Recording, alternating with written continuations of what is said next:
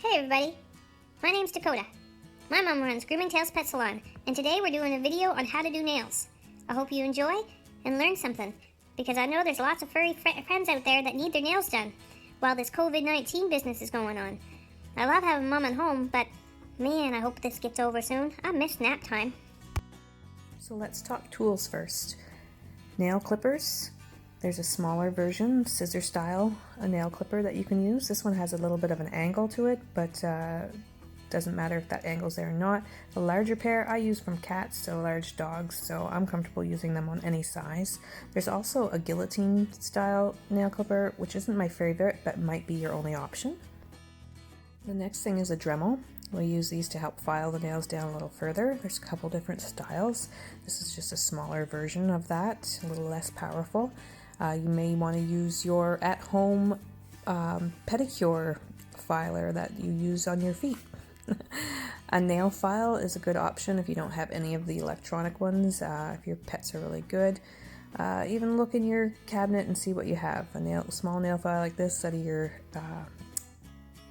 kits. The nail clippers might also be an option. Now let's talk nail septic. This is called Nail Safe. Another brand name would be Quick Stop. This is used to help clot the blood if you actually quick a nail. Another option at home would be cornstarch. Doesn't work as effectively, but it is an option if you do not have access to the Nail Safe. So now we're going to clean up the hair below the pad. This is more just so you guys can see the nails a little bit better when I'm doing it. It's not necessary to do when you're doing the nails, but sort of thought I'd show this video as well, just cleaning up the pads. If you have a beard clipper at home, that might be a good option to get the hair between the toes cleaned up. I have my professional scissors, but a lot of people have dollar store scissors around the house. That's what I'm using right here. They will work in a pinch just to get the hair on the top of the feet. I back brush, and that's just a regular comb out of my drawer that I'd use on my own hair. Just utilize what we have at home, and we'll get these paws cleaned up. Same on the back foot. Typically I start on dogs I don't know on their back feet when I go to do the nails. They're a little further out of your reach if they are nippy, so it's a good indicator to figure out whether they like their nails done or not. Okay, so we're just getting the hair cleaned out of the way again, getting that nice and tidy. And then here's a picture before of the nails. You can see the hook at the end of the nail. That's what we're going to be removing, starting with that. So slowly, little by little, just remove a bit of the nail. You'll start to see a dot forming. If you can see that on this first nail, that little black dot is where you'd like to stop. We'll keep going little by little on the next nail. Again, starting with the tip, slightly removing, and as you get closer to the quick, the dot in the middle of the nail will start forming. Again, if you're not comfortable getting back to that point, just take off the tips of the nails. Now we're going to move on to filing the nail with the Dremel or with whatever you do have at home.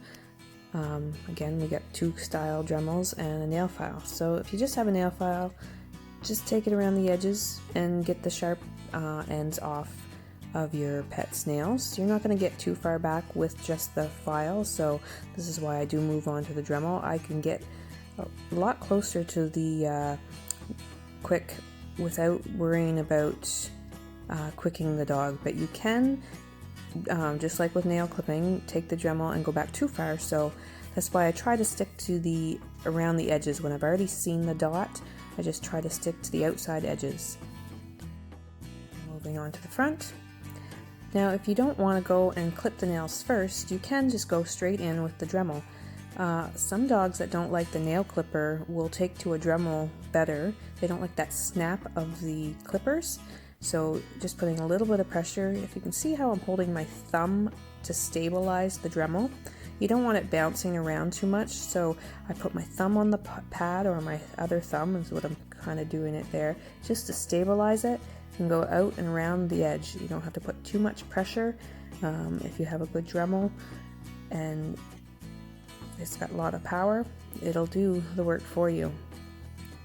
Here's a picture of the nail after I Dremeled it, and you can start to see the dot already without even having to use clippers. So just continuing on, clipping the nail. As you can see, if you only want to get the tip off, that's fine, but another way is to actually angle your clipper. I'll show a picture here in a couple of seconds, to get the nail back as far as you can and actually help the quick recede.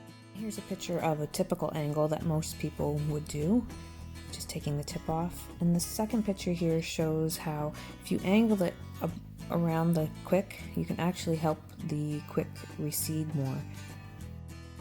One nail we don't want to forget is the dew claw. Some dogs have them in the back and in the front, but it is a nail that doesn't typically hit the ground. So some owners will think we didn't cut the nail, but actually the other nails are getting worn down and because they're hitting the ground, but the dew claw kind of grows twice as fast because it never hits the ground. So we pay special attention to that one. So now we're going to finish off the nail with the Dremel, and you can see I'm stabilizing the Dremel with my thumb, going around each nail individually, and here you go. Here's the finished product.